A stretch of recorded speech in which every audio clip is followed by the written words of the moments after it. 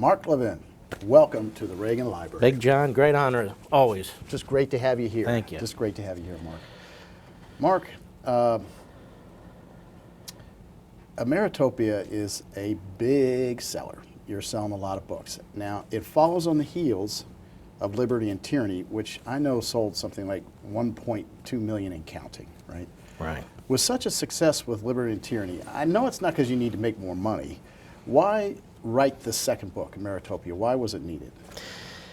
Because I got to thinking when I was writing Liberty and Tyranny, I want to get into other areas too.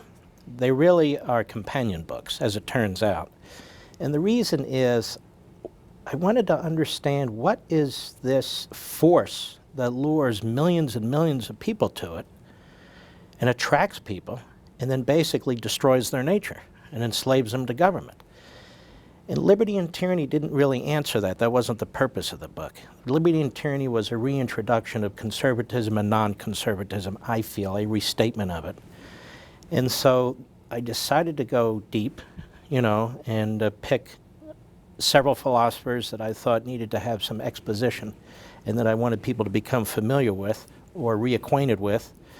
And then as I did that, I thought, now wait a minute, we have some great philosophers too, and their thinking and their writings undergird the founding. John Locke and Charles de Montesquieu, to name the two heavyweights. And I wanted to make sure as many people as possible were aware of them.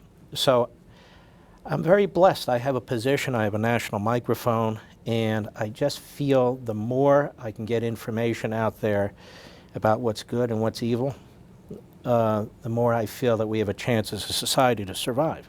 So that's why I wrote Ameritopia. Plus, I've personally concluded that we're not in a constitutional republic anymore. We are in certain ways, but there are more exceptions than the rule. And so as I wrote this book, I kept thinking, well, what are we? We're not a federal republic because the states have such limited power now. We're not even really a representative republic in so many ways because the government is so big with these administrative departments and so forth. And so what are we? And so I have personally concluded that we're in Ameritopia, and that's the point of the book, to explain that, and then challenge the American people. How far down this road do we want to go? Well, I remember in Liberty and Tyranny, you're the one through that book and through your show as well that put the word statist back into the American lexicon. I mean, now, as you have even commented, there's a whole lot of people using that word. Do you predict the same for the phrase you've coined, Ameritopia, and tell me exactly what you mean by that? It's interesting about that word statist. I mean, I haven't done all the research into its, in how it came to be, but Aristotle used it, and Ronald Reagan used it, as a matter of fact.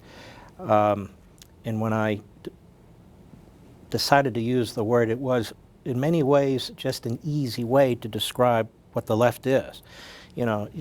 Rather than splitting hairs over Marxism and socialism and democratic socialism and fascism, when you're writing a book, you have to come up with a term. So statist was a term that, to me, represented exactly what the problem is. We have people in this country, politicians, their supporters, a party that supports government and government, period. I don't know, the word Ameritopia, the reason I use that word is because I think in one word it describes the nature of what we are and where we're headed. And that is some type of utopian statism where the people who promote this are constantly talking about all these fantasies, they're going to equalize income. No, they're not. They're going to get rid of pollution. No, they're not. And you can even hear it in the propaganda today where we need 4 more years, we need more time, the stimulus wasn't big enough. It's never going to be big enough. They're never going to have enough power.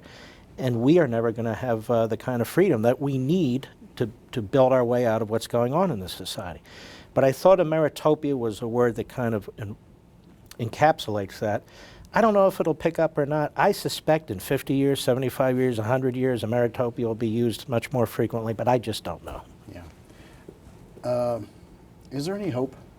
It's tough because when one reads your books, you certainly get educated.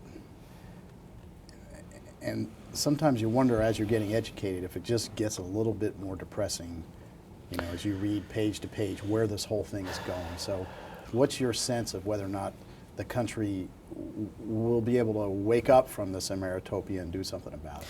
Well, you know, I don't believe in putting smiley faces on these things. And I don't think it's either virtuous or noble to downplay them. There are people who keep saying, you know, we're Americans, and as Americans, we're not going to allow this to happen. Well, if we don't wake up more of our fellow Americans, the Ameritopia, is going to continue to happen. I don't know what the outcome is going to be. I had Thomas Sowell on my program the other day. He's a great hero of mine. And I ended with a question. I said to him, Dr. Sowell, do you think we're going to survive as a constitutional republic?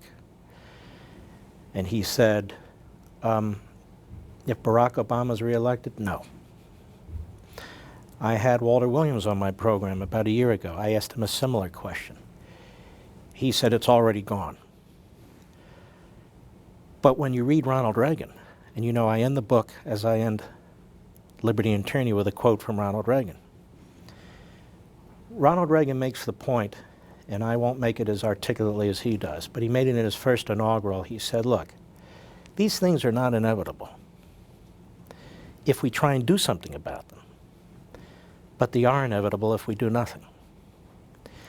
And so this book, Ameritopia, really is, I hope, an effort to reinvigorate or invigorate people who are dispirited, people who think there's no hope, but it is absolutely based on reality.